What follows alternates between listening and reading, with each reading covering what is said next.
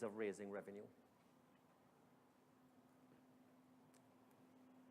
When you have a high informal sector, income tax is an inefficient and ineffective tool of raising revenue.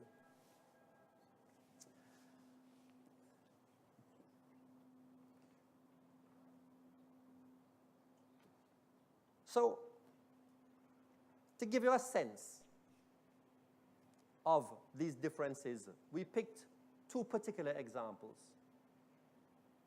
Both countries gain a fair amount of international respect in terms of their economic environment and the policy environment that they have created and their ability to collect taxes.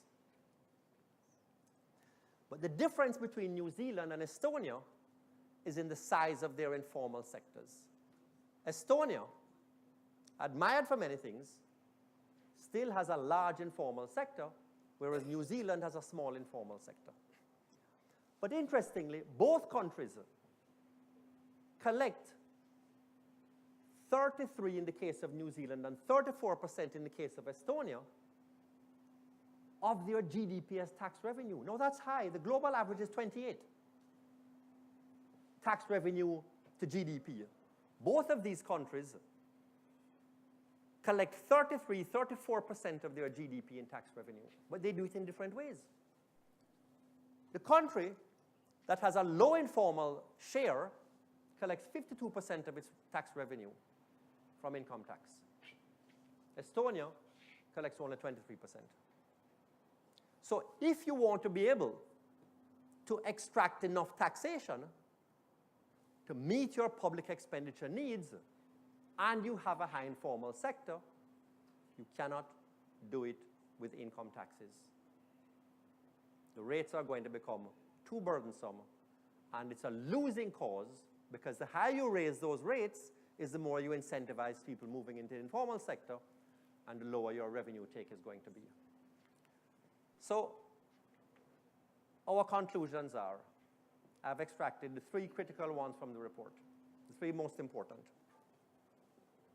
First, equity objectives are more effectively pursued through the expenditure side of the budget. Secondly, the analysis that we have done here, which is a tax gap analysis and tax efficiency analysis, has to be done on a periodic basis, because we saw that as the characteristics of an economy changes, the way it collects its taxes has to change along with it. So whatever tax structure is ideal for Jamaica's economy is going to be ideal for Jamaica's economy only right now. And as the economy grows and its characteristics changes, then the ideal tax structure is also going to change. So the analysis has to be an ongoing exercise. And finally, the more or less intuitive the one you may have come in with, but we now see supported to a much greater degree than you might have anticipated, is that we need to reduce our reliance on the personal income tax in favor of value-added taxes. Thank you.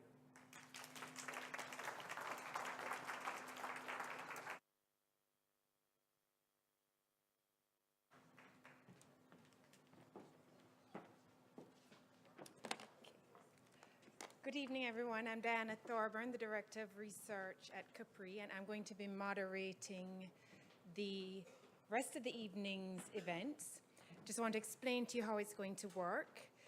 We are going to invite our panelists up to the stage once we have seats for them, and they will each give a 5-minute response to the report. They have read the report, or hopefully have read the report. They've had the report, and they will give a 5-minute response with their views on what has been presented, and then we'll engage in a question and answer session. I do realize on my end that Slido is being a little glitchy, so we do have the regular backup mics, those old-fashioned things where you actually stand up and speak into the microphone and ask your question.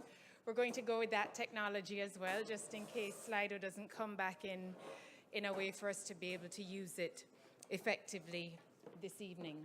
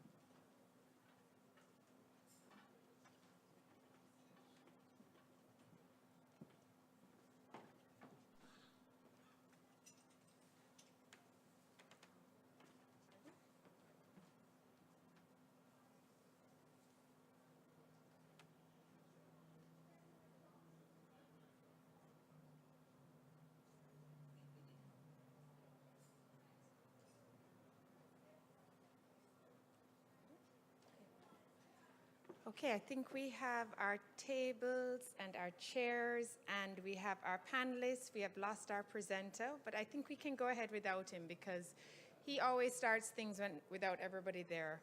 So we'll go ahead and ask Alison Peart, the Country Managing Partner and Tax Partner at Ernst & Young, Mr. Hank Williams, Deputy Commissioner General, Strategic Services, Tax Administration, Jamaica, and Mrs. Pamela Folks, the Deputy Financial Secretary, Taxation Division at the Ministry of Finance and the Public Service. Oh, and here's Damien. And I think you're...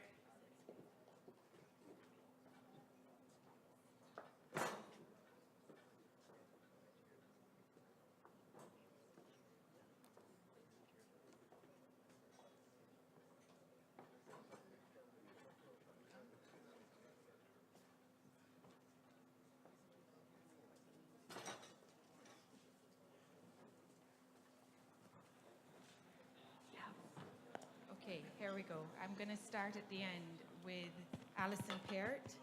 Alison, there's a time reminder over here, so please keep an eye on that so you don't go over your 5 minutes. Oh, you're over here. Okay. Sorry. The lights are bright. We have lots of tables. So Damien is invisible and you've moved. That's okay. It's tax. Good evening, everybody. Oh, everybody looks so quiet and half dead. I know it's tax. Okay, good. That's why you disappeared, Damien. See, I have to wake up everybody. Good, you're awake. Excellent. You know, we're always talking about a good tax system. Everybody has a view because we all pay taxes, I hope, at some level. Otherwise, you're in the informal sector. So one of the things that I found very interesting with the read is that the push towards indirect tax. But before I even go there, I mean, you want a tax system that's fair. You want everybody bearing some brunt of it, which is why you hear me saying some of us should pay some tax. You don't want a system where the poor of our country is bearing the brunt of it because the rich can get to somebody and get an exemption. You want everybody paying something. You want it to be adequate because, you know, we love the pretty roads, we love the hospitals, but if nobody can pay for them, we're into trouble. It also must be transparent. You don't want a situation where I'm getting a waiver that you can't get just because I know somebody somewhere. You also want to have administrative ease. Hopefully, I know TAJ, some of the information here, of course, is historic, but the TAJ is moving more towards online. A lot more things are going digital. Also, We have a habit of lining up in Jamaica. I don't know why. We just love lines. So it would be great for us to be able to move away from that and go online and have more things done in kiosks or places where you're not necessarily wasting productive time standing in an office to look at somebody. But one of the things that we really need is to use our tax system for growth. When you look at a good tax system, yes, it collects revenue, but it also needs to drive behavior. It's no sense meeting all the targets and you're not growing, people are not employed, you're not seeing any difference. You don't want a situation where you're attracting foreign direct investment and the money goes right back out. It needs to stay here and grow our economy. And taxation, a good tax system, needs to be flexible enough to do that. So you need some level of diversity.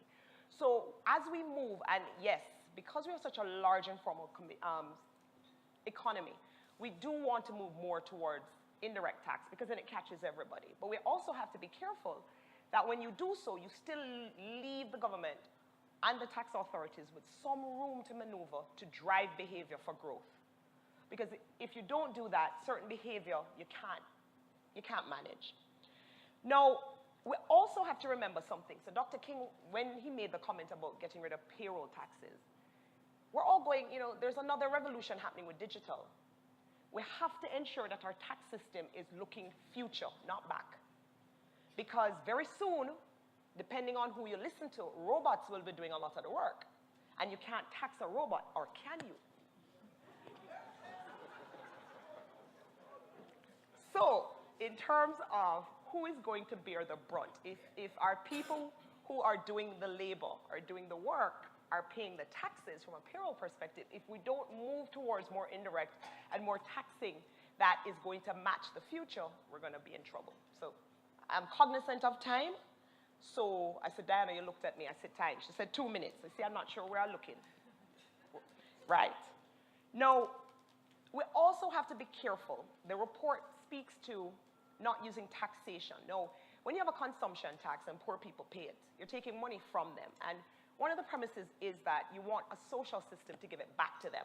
You have to be very careful that that system doesn't eat up too much administration and that it's not political. We need to be more mature in this country, that we're not using social systems for political